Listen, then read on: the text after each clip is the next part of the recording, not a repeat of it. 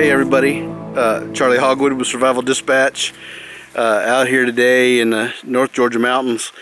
Got a video I want to make. I'm out here with my trusty companion Voodoo. Right, Voodoo? What you got going on here? We're sitting out here alongside of a lake out near Blue Ridge. You might be able to see that in the background out there. It's the Blue Ridge Mountains. We're on the north side of some of that.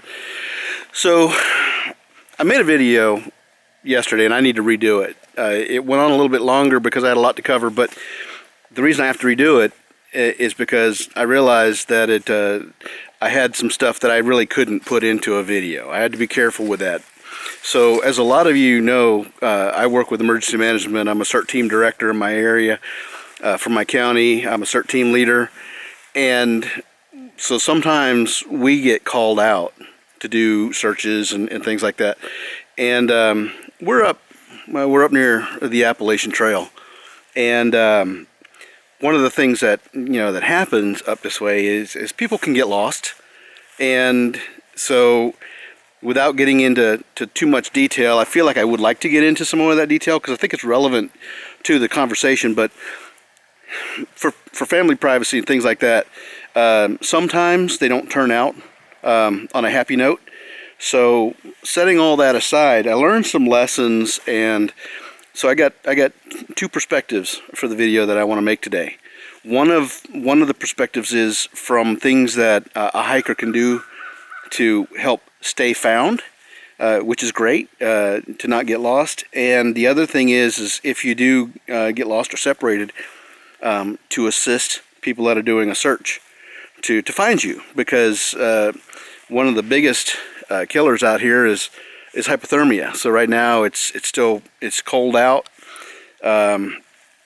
So the incident I'm talking about made the news. So I will only give you what was released officially to the news, because that's what we have to do. The rest of it is going to be confidential. So a hiker became lost from his gear and was ultimately located about a mile from where he had set up his camp. That's the news. That's all I can say. That's accurate. That is true. The terrain was treacherous. So with that being said, let's talk about it. I made some notes here on my trusty note program on my phone. Voodoo's going to sit here and he's going to do some landscaping. And let's just chat for a couple of minutes on things learned. So first point I really want to make here is SAR teams, dogs, helicopters, SAR teams being search and rescue teams, they get called out to do things and go find people. And sometimes when that doesn't happen within the first few days or even less, we start to expand searches. And so other teams get called in. And so you have a lot of various expertise on different teams.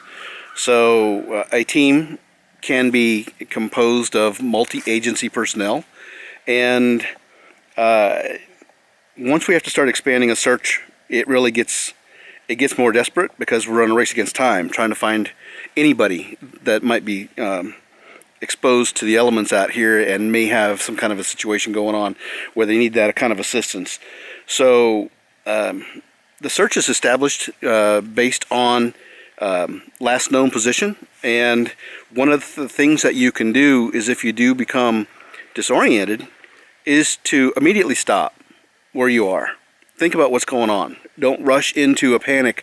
And I'm not saying any of this happened. What I'm saying in a general sense is, if something does happen, if you get turned around, you can get turned around out here in these woods just by stepping away to visit the harmony tree, if you know what I mean. And by the time you turn back around, it all looks the same. So when you step away from your main gear, your camp, your sleeping area, whatever you set up, it would be a great help to you to carry an EDC trail kit. Now, we all talk about urban kits. We talk about kits to get ourselves through the day. Knives and, fire starters and all that kind of stuff. But it comes really important and real world critical out in these temperatures in these treacherous areas to have a way to make fire, to have a way to signal, to have backup power for your cell phone. Hopefully you have a signal. If you don't have a signal, then we're talking GPS or in-reach satellite transmitters like we talked about in our issue of Tech and Survival that we just released for the Survival Dispatch Insider for February. So one of the that would go a long way to getting us to being rescued, but taking care of ourselves until we can be rescued. So don't just take off and wander in the woods. Don't go hiking alone. Sometimes people go hiking alone, and I understand through hikers like to get out on their trail, and there's thousands of people out there. They all launch from this area. But still, when you go hiking alone, you kind of have to, you're responsible for yourself, and if you get off a trail, nobody knows where you are. And that's one of those things that we've got to be really careful of. And if something does happen to you where you become injured or disoriented, you're kind of on your own. So that's why an EDC kit is so important out here. Put that in your pocket. Don't take it for granted that I'm only, going to step through the trees here and then find my way back, because you can quickly be turned around out in these areas. So I'm skipping over on some of my notes because they're a little too specific for this video, but I'm going to say pack properly for the conditions. We get snow up here right now. We get freezing temperatures, freezing rain in the mountains. The fog rolls in, the rain rolls in. That kind of inhibits, the visual, what we call terrain association. I'm going to get into land navigation issues here in a couple of minutes. But travel and pack properly for that. Buy the quality of gear for what you're trying to do. Don't go out and just go to Walmart and pick up some discount vinyl stuff or some stuff that's going to break on the trail, because very quickly your life can depend on your gear holding together, protecting you from the elements and giving you the shelter that you need. One of the biggest things that helps a search team, and I will tell you firsthand, is before you step off on the trail, take a picture. Have someone take a picture of you. Have someone take or you take a picture of your gear all laid out. If we are out looking for someone and we find gear, if we have an image of what that gear looks like from what you possessed when you entered the forest, then whatever we find in the woods, we can look at it and say, well, wait a second, that is part of that hiker's equipment, or that is, we didn't see that in the images, so let's, maybe that's not his or hers. That might be just some trail trash. And I will say, amazingly, there's hardly any trail trash out in the areas around us where we were looking. You might see more of that, on a main heavily traveled trail, but some of these other approach trails and things like that are extremely clean. So when we find something on the ground, as a search element, what we will do is we will, that'll be part of the grid search initially. So we'll find anything on the ground. We will tie a ribbon to it. We will then GPS tag that latitude, longitude spot, and then that information gets called back to the command center. And the command center then will use those clues to help to adjust the search parameters. In some cases, we find those things and we get lucky, and we have great command center staff that will say, hey, okay, now that we've cleared the grid area that we want to search, we can now focus on those clues and say, okay, that might be out of the grid. Let's follow up on that. And in some cases, the SAR teams, the helicopters, the dogs, the volunteer searchers, they do a great job, but they're limited in their search grids. I will say that sometimes it takes good old boys to get out there and understand people, understand human tracking and intuition, and that helps to bring some of these searches to a conclusion, good or bad. And but if nothing else, it brings closure, or it brings success to getting those people that are lost back to their families. So, as you can see, I'm struggling a little bit trying not to get into too many details, because these are very sensitive situations on some of these searches that we've done. So, call for help using your cell phone. If you have a signal, try to use that. Text. A lot of times texting will go through even though voice won't, because it requires less bandwidth. But if your phone's got a signal, you know, if you can get to higher ground in a worst case and then try to get something out, you'll have a better chance of getting a signal. You'll be amazed at how much signal you can get out in the forest. But before you go out on a hike, check with your carrier map, your coverage map, and say, okay, do I have coverage in those areas? Because when you call for help, and don't be afraid to call for help and say, hey, I got an issue. There are a lot of people that are standing by that are willing to drop everything and come out and assist you. We will ping your phone. The search teams will get with law enforcement. They will ping your phone location, and that will at least give the teams a place to start. That can be critical in getting some things happening. So definitely do that. Keep your phone with you. Try to keep it charged. Carry a spare battery and a charging cable for it, because that's your lifeline. That's, you know, the communication. If you get turned around, like I said, stop and think, and help us find you by any means possible. Whatever you got to do. I like to say carry some survey ribbon, and if you step away from your camp, even if it is to go to the tree to, you know, to take a rest break, tie a big piece of colored ribbon over your gear, so that when people find your gear, they see this big ribbon, they'll say, okay, aha. Now when you're walking through the woods, if you're away from your gear, tie off a couple of pieces of ribbon throughout that direction like breadcrumbs, because we will match that ribbon, and now we have an identification that that's you, that if you're helping us find you in case something goes wrong. So that's a big deal. So the things that'll help us find you are making it easier, taking pictures of yourself. I'm going to actually institute this with my family when we go to the mall, when I take the kids to the park, wherever we go. I'm just going to snap a quick picture of what they are wearing at that point. And that way, because it's really hard to remember what everybody dressed as in the chaos of family life. So snap a quick digital picture. It's easy. You'll have it. Share that with each other. Share it with somebody. Share it with your what we call a point of relay contact, which is like an out-of-area contact. So it's kind of part of your combo plan. That way they know where you are, where you went, what time you're expected to come back, what were you wearing, what were you carrying, and if you fall out of that and you don't check back in on time, they can say, hey, you know, we haven't heard from this person for a little while, so they can work on that. So what we learned on a recent search was the search grids that we were assigned as a team, what that means is we get a long line of people, and we comb the woods on essentially like a police call. If you've ever been in service, you know, picking up trash. Stand on line, walk through the woods, and look for any clues that might be on the ground. So that's helpful to us. The search grids allow us to find clues, and then the tracking and intuition and consideration of human behavior are what sometimes help us work outside, you know, once we've cleared our grids and move in another direction. A mile away from your gear is a very long way. Treacherous conditions.